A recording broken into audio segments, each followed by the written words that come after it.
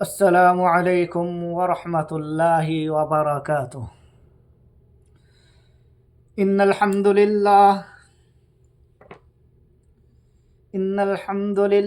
نحمده ونستعینه ونستغفره ونعوذ باللہ من شرور انفسنا ومن سیئات اعمالنا من يهده الله فلا مضل له ومن يضلل فلا هادي له وأشهد أن لا إله إلا الله وحده لا شريك له وأشهد أن محمدا عبده ورسوله وبعد، فإن خير الحديث كتاب الله وخير الهدي هدي محمد صلى الله عليه وسلم وشر الأمور محدثاتها وكل محدثة بدعة وكل بدعة ضلالة وكل ضلالة في النار. فقد قال الله تبارك وتعالى في كلام المجيد والفرقان الحميد: فاعوذ بالله السميع العليم من الشيطان الرجيم من همزه ونفخه ونفسه. بسم الله الرحمن الرحيم.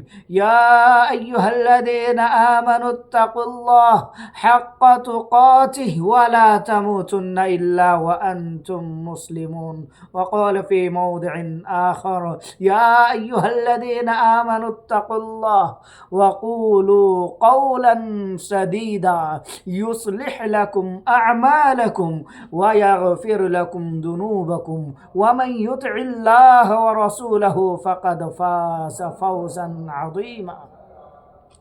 محترم سامعین و ناظرین، آج کے اس مختصر سی تقریر کے اندر فضائل رمضان کے متعلق چند باتیں قرآن و احادیث سے آپ کے سامنے گوشِ گزار کروں گا، اس امید کے ساتھ کہ اللہ رب العالمین ہم تمام امت مسلمہ کو سننے کے ساتھ عمل کی بھی توفیق عطا فرماوے۔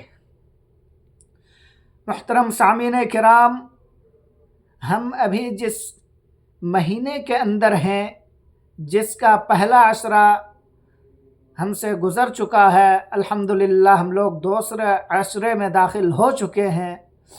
اس رمضان کے متعلق اللہ رب العالمین نے قرآن مجید کے اندر یوں ارشاد فرمایا: شہر رمضان الذی انزل فیہ القرآن ھدی للناس وبینات من الھدی والفرقان۔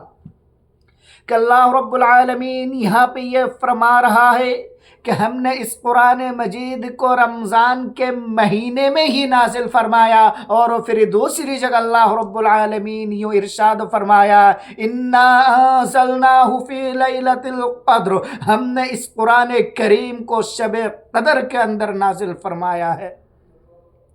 محترم سامعین کرام، اور یہ شب قدر رمضان کے آخری عشرے میں تاکہ راتوں میں سے کوئی ایک رات ہے۔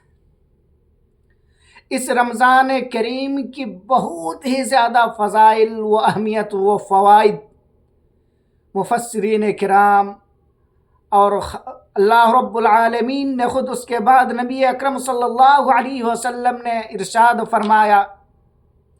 اس رمضان کے متعلق ایک حدیث میں آتا ہے کہ جنت کا ایک دروازہ ہے جس کا نام ریان ہے، اور اس ریان دروازے سے جنت میں وہی لوگ داخل ہو سکتے ہیں جس نے روزہ رکھا ہو، جس نے اس رمضان مہینے کو پایا اور اس کی پوری اطاعت کرتے ہوئے ہر روزے کو رکھا، تراویح کو پڑھا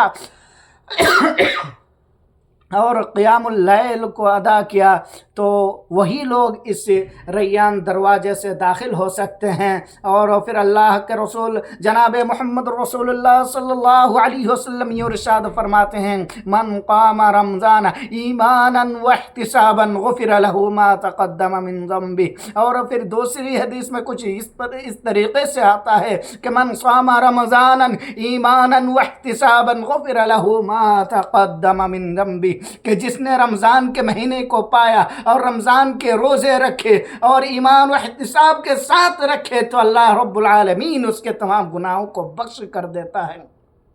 غفر له ما تقدم من ذنبه، جو بھی پچھلے تمہارے آگے گناہ ہوتے ہیں اسے معاف فرما دیتا ہے۔ اور پھر دوسری حدیث جو میں نے آپ سامعین کے سامنے پڑھی وہ یہ ہے کہ من قام رمضان ایمانا واحتسابا غفر له ما تقدم من ذنبه۔ محترم سامعین کرام، اس مختصر سے وقت میں اس رمضان کے اتنے زیادہ فضائل اور اس کی اہمیت ہیں کہ بیان کرنا مشکل ہی نہیں بلکہ ناممکن ہے۔ آخر میں اللہ رب العالمین سے دعا کرتا ہوں کہ یا بار الہ، اے اللہ رب العزت، یا غفار، یا ستار، تو ہم تمام امت مسلمہ کو اس رمضان جیسے عظیم نعمت سے جو نوازا، اس میں ہمارے روزے، ہمارا نماز، ہمارے قرآن کی تلاوت، ہر چیز کو صرف قبولیت بخش دے، اور پھر جب بھی ہمارا خاتمہ ہو خاتمہ بالخیر ہو۔ اے اللہ تو ہم تمام امت مسلمہ کو جنت الفردوس میں اعلیٰ سے اعلیٰ مقام عنایت فرما، آمین۔ تقبل یا رب العالمین۔ سبحان ربک رب العزت عما یصفون وسلام علی المرسلین والحمد للہ رب العالمین۔